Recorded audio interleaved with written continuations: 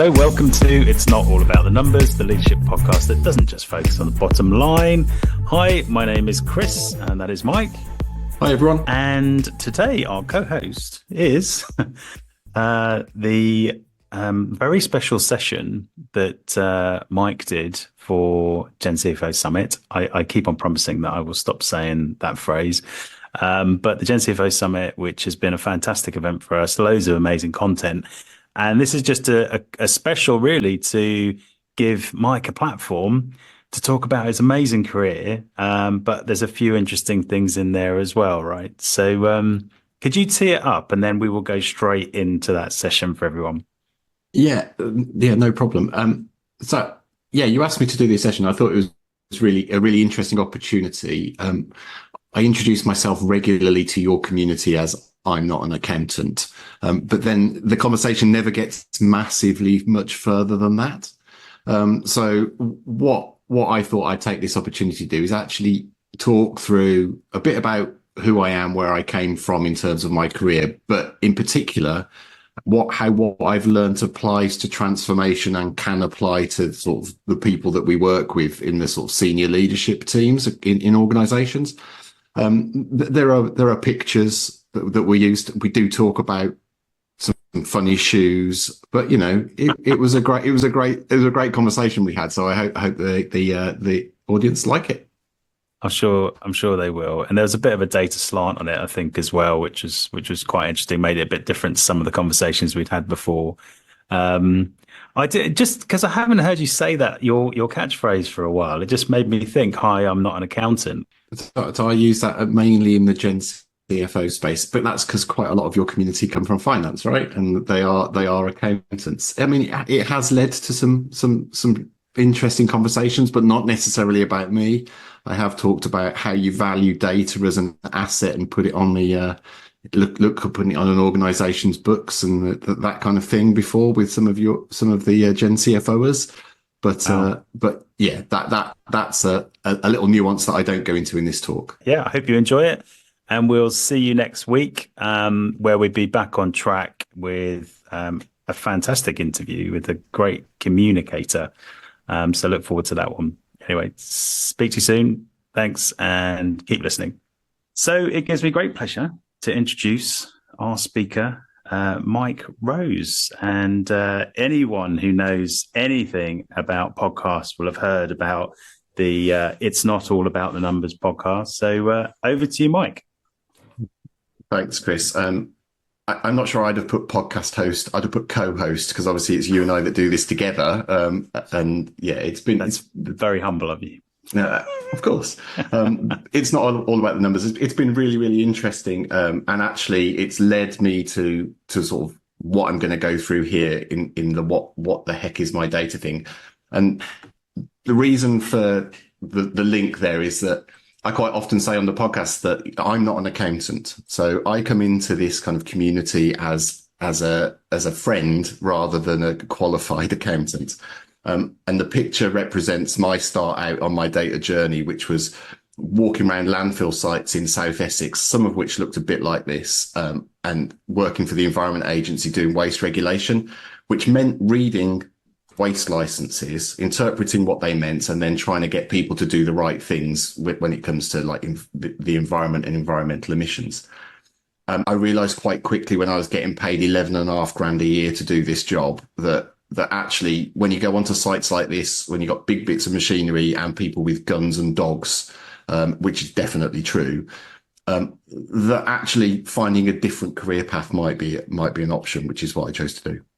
Can I just ask, how close were you to this image? Because I kind of picture you being in an office somewhere, but you know, was it sort of hand in glove? So I had a van with a clipboard and hard hat and tabard and boots, and I was walking around places like this. And so literally I would be walking up to the tip face on some landfill sites. And they were massive. This is a tiny one.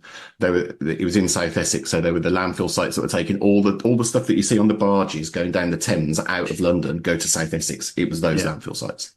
Yeah, it was. Wow.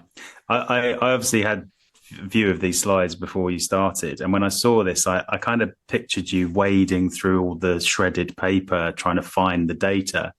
Um, was that part of the job? So I quite often say that this job was around collecting data. It wasn't quite collecting data. It was much more filling in the form that created the data and making sure that things were happening. So landfill sites create gas. There are pipes in the landfill site where the gas comes out. They are monitored. That's where the data comes from. And actually that's quite a nice segue, because I realized that was the bit that interested me.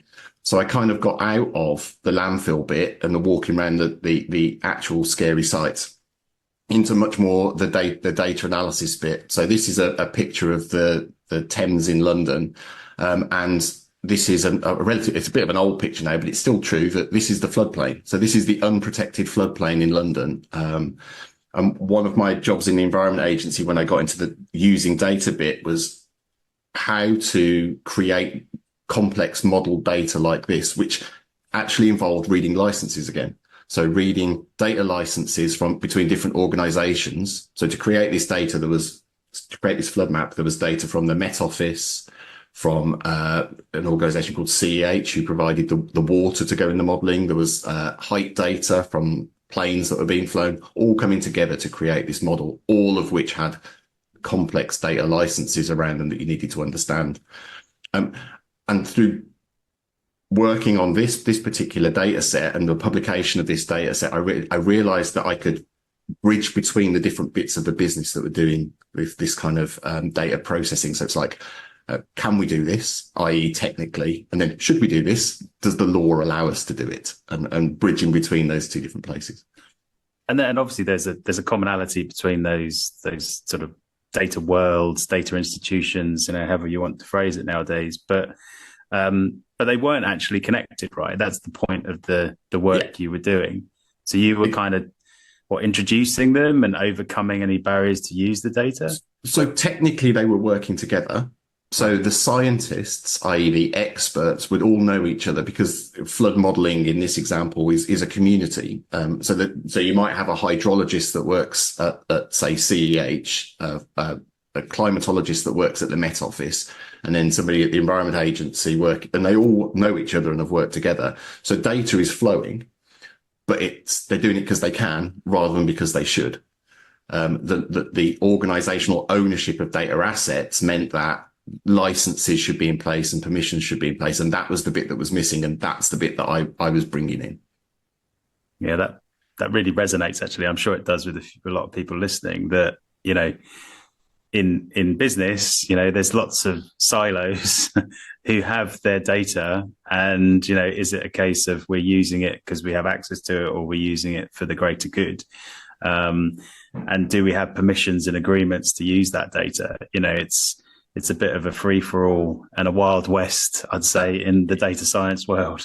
In some instances, absolutely can be, and you bring me neatly onto the next picture. So it's as if we planned it. It's almost like we planned it, which is scary to think. So what I realised through doing those jobs, so both doing the waste regulation job, but also the data licensing job, was that actually I had a skill that I never knew about when I was growing up in a university and school and stuff, which is I could translate between different disciplines really easily. So I can kind of understand what a data scientist is saying and then almost translate that into what a lawyer needs to hear to write a license, and then speak to a company who's trying to build a product and understand, oh, okay, so what you're trying to do with the data in that product, you need these permissions in your license. And that's what the data needs to look like, which I thought was, everybody could do, but actually realized through that piece of work that it is a skill, and it's needed.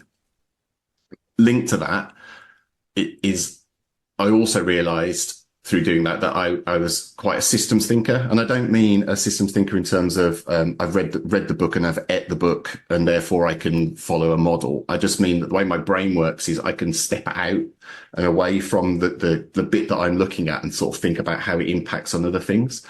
And both of those things coming together really help in that translator role and how to get, but effectively to negotiate agreements, how to get people to agree on what they can and can't do with different things. Yeah. And I've got to get to this next slide before we get any further, which is all of that I can summarize as it's about walking in other people's shoes.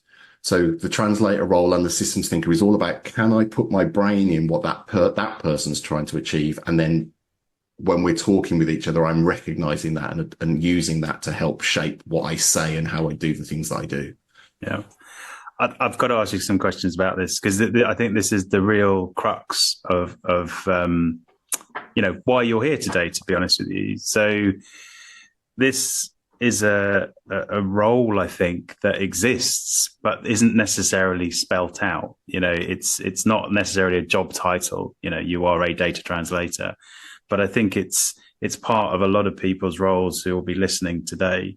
And they'll recognize that in different ways, right? The business wants something and they want some information. They want to make change, and something has to be done. And how do you make those decisions? They need to find the data. Is the data even there? Is the data available? Do we need to construct some data to try and answer those questions? And I think it was maybe it was a bit of a buzzword for a while, but did you see this sort of phrase going around, being an analytics translator? It's almost like what you're talking about in a way. It's like being able to talk to the data in business terms, so to get everybody on board. Yeah, so I'm not familiar with analytics translator in general, but I understand what it means. And I think how I would respond to that is that there's a recognition that you need to be able to communicate around data in the same way as there's a recognition you need to communicate about any expert area. So like my background working with lawyers and in the law is you need to translate that expertise into something that somebody else can understand. The problem that organizations have is, or actually the problem that people have is, they quite often feel like they need to communicate that they're an expert rather than communicate really simply the thing they're trying to get across. And I think that's when we went through the whole big data thing a few years ago, one of the problems was it became incredibly technical and everybody needed to show that they were an expert in everything. So what you ended up with was loads of jargon and loads of buzzwords and people not being able to communicate with each other. And actually, fundamentally, what I'm describing is it's a communication skill. It's about being able to be expert, but also humble in terms of how you communicate your expertise. It's a balance though, right? Because you do need to, understand enough technically to be able to say the right things easily, simply, in an understandable way. So, it's hard to get that balance right. But I think that talks a little bit to the systems sort of brain that you have. And again, I think this would chime with a lot of people listening because, accountants and people working in finance, we are, I think originally we were very process driven, very process oriented. We have our operational processes, we have our planning processes, our reporting processes, and we're very happy delivering those on time in full, whether it's month end, quarter end, whatever. And then obviously the whole world of data came in, and then I think we adjusted really nicely. It's like there's technical data, there's technical learning on the technology side, but because we're sort of process driven and arguably systems, driven, we made that switch. So I actually think you're talking to a lot of people here who are on a similar journey, but don't necessarily know they are. And it's exactly agree. And that's why I've been working with you in GENCFO, is because that relationship is clear. It's clear to me that relationship exists. I just wanted to give a couple of examples of where I've done this, and then I want to come back to that finance point because I think it's really important, and that crossover. Yeah, but just wanted to illustrate that kind of big thinking approach, that systems thinking approach, and putting yourself in other people's shoes. So I used to work at DEFRA, and when I worked at DEFRA, Liz Truss was the Secretary of State. It was before she became Liz Truss, the Prime Minister. And she made this statement that DEFRA would release 8,000 data sets as open data in a year. So open data means data that people can just freely pick up and use. At the point she said this, I think 80 odd data sets have been released as open data in like 20 years. So it was a big thing. And in order, and I was in the team that was tasked with doing it. And in order to do this, we had to use all of those skills that I've just described. We had to work out how to communicate what was required to people who weren't interested in this being their target. We had to work with different organizations that were holding on to data that they thought was valuable, but couldn't articulate why. And we had to put ourselves in their shoes and communicate with senior leaders to make them realize that actually everybody had a role in delivering this target. And the other example I wanted to illustrate was something I've been doing more recently, which is I've been working in Ethiopia, and this is a picture of a session that I was running in Ethiopia. And it was all around sharing organizations and people sharing data in soil and agronomy, around soil and agronomy. But the thing that was really interesting is culturally, the different parties don't necessarily trust each other amazingly well when they're sharing data. So a lot of stuff is based on personal relationships. So if I know you, I'll trust you to share my data with you, but I won't necessarily trust your organization. And actually, this was all about how do you develop a policy, bit of legislation that puts yourself into their shoes, so actually navigates that trust issue. And the answer was to work with them, for them, and this is what they're doing here, to communicate what they wanted rather than me to tell them. So that kind of like listening, really active listening, was really key in that particular piece of work. Can I just ask about those sessions? That Sure. What was the sort of structure of those sessions? Because I know that we just said it's almost like we need to break down silos to get this working more freely. If we're going to create one kind of data institution, one data organization, and we also talk in transformation that people first approach is the route to success. So, and this sounds like it's sort of setting those things up by design, maybe not.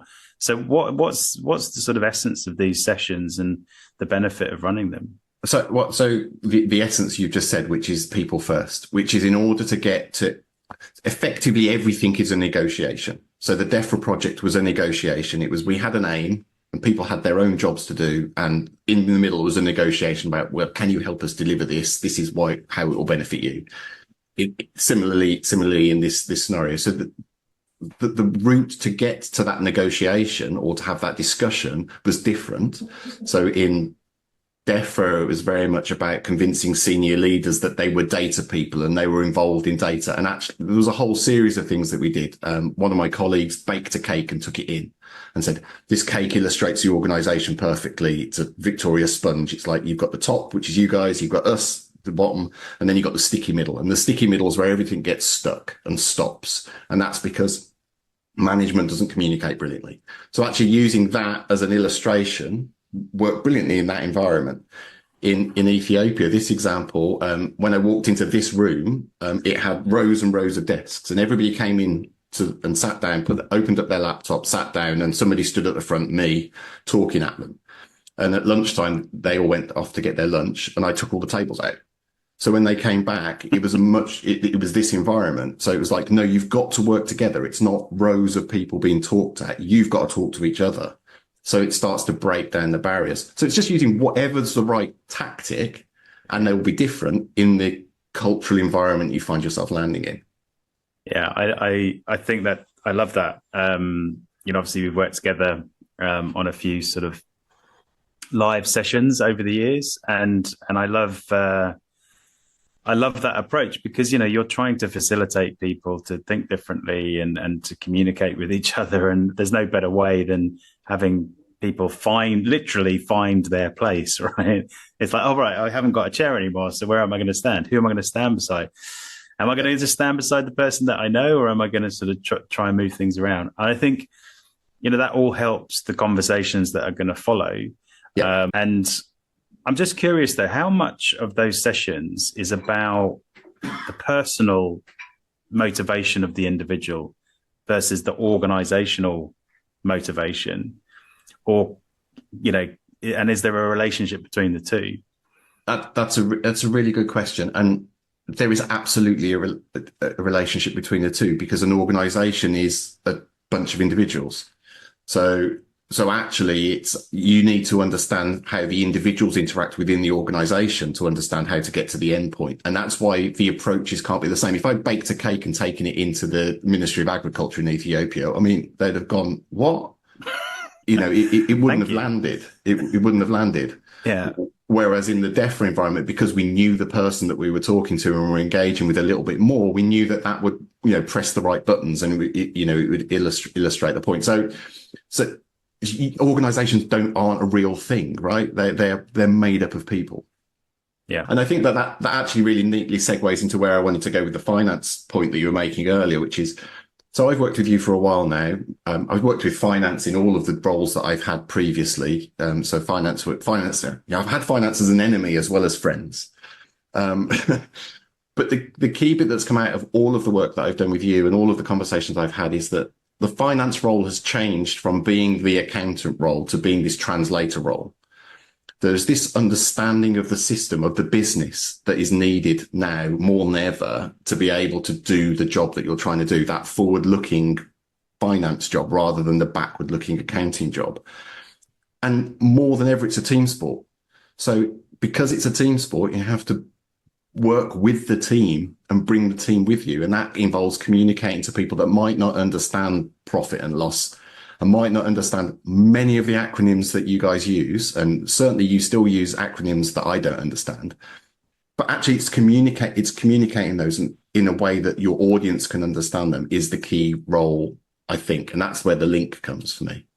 Yeah, I couldn't agree more. I think, it's been evolving over many, many years. And this is a slow evolution. But I think now more than ever, the business expectations have changed. And, the need for us to be translators, we've talked about being finance business partners in the past and, strategic business partners. And it's like, but what are you actually doing in those sessions? Yeah. It is about communicating, but it's what are you communicating? Going back to the work that you've done, and then this is obviously a data session, how are you helping organize the business to make better decisions? How are you helping the organization, manage performance better? And in this changing world, focusing on the agility, analytics, and automation, data is an inherent part of that, right? So it's not just the standard sort of stuff that you can see on screen now. You're going to have a lot of operational things thrown at you. You're going to have a lot of other decisions made. I absolutely agree. So I think there's two things there, which is the best finance business partners I've ever worked with could do that translator role. They could make me understand why the things that they were asking were important to the work that I was doing and how those two things linked. I think that's where success lies for business partnering or whatever you want to call it. So there's definitely that. On the data side, so data underpins all of this. Every single thing on this screen is underpinned by data. And that's links back to, and we've not really talked massively about data necessarily in this session, and that's partly because I think that the answer to this original question, where the heck is my data, or insert your own expletive if you'd like, the answer is somebody probably already knows in your organization. The problem is not having the data. The problem is not being able to not having the right structures in place to be able to access it in a way that you need to. So I've done some work, with friends of ours, Mission Drive and EDF Energy, which was all about helping senior leaders ask good data questions of data people in the business. So trying to bridge that translation gap between I'm trying to achieve this and what a data person would actually hear, and then allowing the data person to actually answer in a way that the senior leader would understand. So my answer to the question is ask people. Yeah. But you have to ask them carefully. And that kind of links onto my kind of more detailed answer to this question, which is linking to a piece of work I did last year with the Open Data Institute, which is if you accept that data is a team sport and it's not just about data scientists being thrown stuff to do, there are 9 key areas around data governance that need to be put into place. And that's what this list is. So, and the belief from this piece of work, which is based on ODI research, is that if you cover off these 9 key areas, then you'll be managing your data well. So therefore you'll know where it is and the such like. But the key bit about this is that it was deliberately done to be plain English. So the definitions of the words for this are based off dictionary definitions, not technical data jargon. So it doesn't say GDPR anywhere in there. It doesn't say data protection anywhere in there. It doesn't say data licensing anywhere in there, because they're all in there in plain English. So if you're a CEO of an organization and you're thinking, yeah, where is my data? I want to manage it better. If you ask questions around each of these areas and you get answers that you understand, you know that you're probably on track. If you're asking answers around data ethics, so what's our ethical process of using this data? And you're not getting any answer, or it makes no sense, you probably should ask more questions. Yeah. And actually that's really my top tip is get everybody to understand the areas that you need to manage around data. And then the data will be there. You'll know what you're able to use it for. And you'll get to this point, not where the heck is my data, but what can I do with it? I know it's there. What can I do with it? How can it serve me? How can it make things better? Yeah, that's brilliant. Just going back on the sort of data side of this, I do think, it's going to be somewhere within the organization. And a lot of the questions that we're asking in accounting and finance of old, it's structured already, right? It's already there. But the thing is, getting this bit right allows us to answer the other questions that come up, Yes. The operational questions, the strategic questions, the new questions, as we in analytics, we talk about the lagging KPIs rather than the leading KPIs rather than lagging KPIs. These new bits of information that can give the competitive advantage, that can make your finance business partnering meetings sing. And by going on that sort of, it is a governance process, and boy, put the words data and governance together. And I think everyone's probably just left the call, right? Which is why we did this, which is exactly why we did it brings this. because there's a huge value add to getting this right. Yeah. But it's trying to get away from this mindset that, that's for somebody else, or that's not great work, that I want to be doing. But it is, because if it enables you in this way, then it's fantastic. Do you want to just come back in on that point? Because I've got one more question. So I agree. One of the reasons for doing this piece of work was because data governance can mean anything to anybody. It means different things depending on who you ask. And actually data as a theme is very T-shaped. So you need a broad expertise, but actually there's lots of specialisms in there. So I'm an intellectual property rights specialist in data. So one of the reasons why I've not talked about data science is because that's not what I do. But you've got data science experts, you've got privacy experts that exist within this kind of overall data governance piece, which is illustrated by these practices. So I think it comes back to it being a multidisciplinary team sport doing data. The finance team won't have all the data answers. The data team won't have all the data answers. The legal team won't have all the data answers. They've all got to play together. Yeah, absolutely. Absolutely. And that was going to be the second question, because there is an assumption here that we have the data. But actually, if we don't have the data, then at least we've had a conversation in a structured way to go and find the data. Exactly. Spin up a data project to get the data, or find a proxy for that data. Yeah, because I think there is sometimes, I know people talk about data lakes and big data and huge amount of data, but actually when you start doing some of this work, you do find gaps in your data, right? And that was the premise behind the work that I mentioned previously around asking good data questions. So quite often what you'll have is, what I've seen is a senior leadership team will say, oh, we need whatever, not the lagging KPIs, the other ones. We need those. And we need to be able to measure against our new KPIs. And they just throw that out as we just got to do it. And the data science team will be sitting there going, well, we've just not got the data for that. But actually, if you'd ask the question differently, the data science team could then engage back and work with the senior leadership team to say what they have got, where the gaps are, where the investments need to be in the data creation. Quite often what happens with a lack of this translator role is stuff just gets thrown backwards and forwards over a fence. Sure, we're all used to that.